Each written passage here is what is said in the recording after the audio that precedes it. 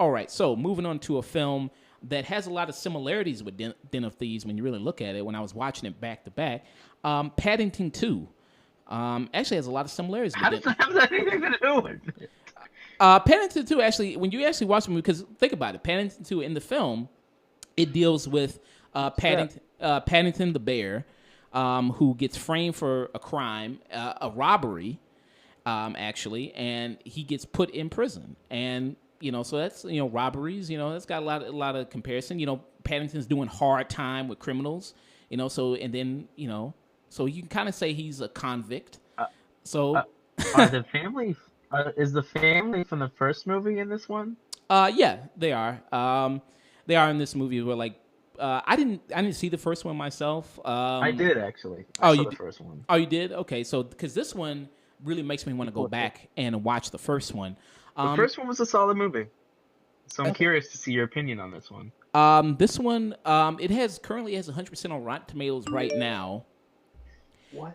And yeah, pure 100%. No critic has yet to give it a disparaging review. That Paddington, he's a charming bear. Yeah, absolutely. And I thought, coming into this movie, I thought the movie's 100%. This is probably some bullshit. Let me sit here and watch this. I'm like, this ain't gonna be that good. And then coming out of it, I was like, damn, that's a really great movie. I love the hell out of this movie. Probably like the first one then. Yeah. Very polite and whimsical and kind of a gentle yet boisterous film. So if it's anything like the first one, it's probably going to be pretty good. But I am anxious. He goes to prison. I'm curious to see how this plays out. Yeah, I mean, this film, all the words you described to use with the first film, I would use to describe this one. I mean, there's a lot of great stuff in there. I think the humor is really great. I think there's some great musical sequences in this that are really amazing. There's some really cool animation sequences, hand-drawn animation sequences where they're telling like these stories that are really good. Hugh Grant, he's in the movie. He plays like this aging actor who's kind of. And that's not Hugh Grant, anyways.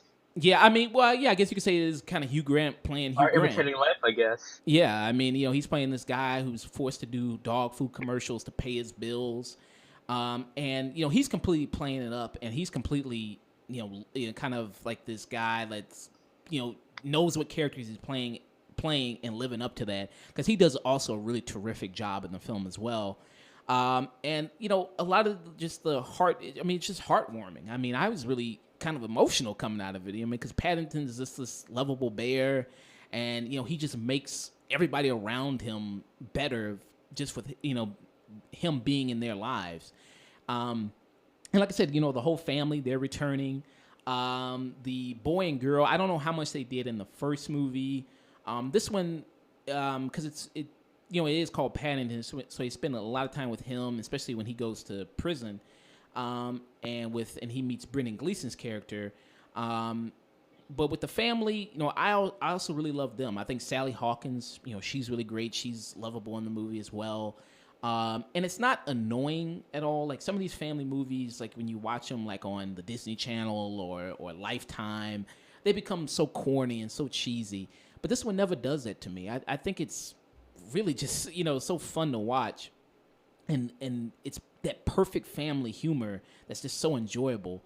And, the boy and the girl, I mean, the boy, he's into like these steam trains, and the girl, she like runs this newspaper.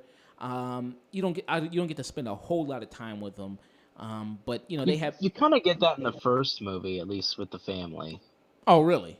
Okay. In the first one, yeah, no, they go significantly into what kind of individual person does and what they're good at and what, and they even go into why the father was the way he was, and yeah, it's much more covered in the first one. Okay. Yeah, because like the girl in the previous movie was a master linguistics. And she just did that. Huh. Yeah. Okay. So that's why she learned and could pick up how to speak his bear really easily. Okay. It's just like it was very whimsical, like you said. So I'm glad to see that's kind of still there. Yeah, But I mean, I would definitely give this a high tune in. I mean, I don't really have that many issues with this movie, really. I, if any, I'm trying to think of some that I didn't like about it, but I just can't. I mean, I absolutely really loved it. And I mean, this made me kind of want to start my best of list right here. I was like, yeah, I'm gonna probably put Paddington 2 on this. I really enjoyed this movie a whole lot, and I can't wait to watch the first one. I can't wait to go back and watch the first one because I never did before. yeah, oh, that's great, man. I'm really glad. Yeah, because I think you really like the first one though. It's a solid, gosh darn solid, heartwarming movie, and I'm glad that rare, of course, for a sequel to be just as much. yeah, I mean this was really, I mean, lovable. I mean, if you don't like Paddington 2, you must be an asshole. I don't know what's wrong with you. I don't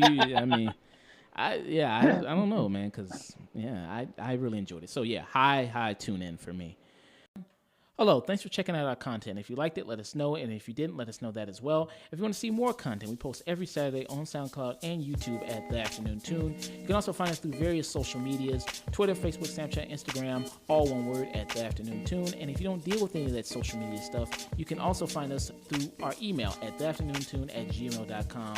And don't forget to always stay tuned.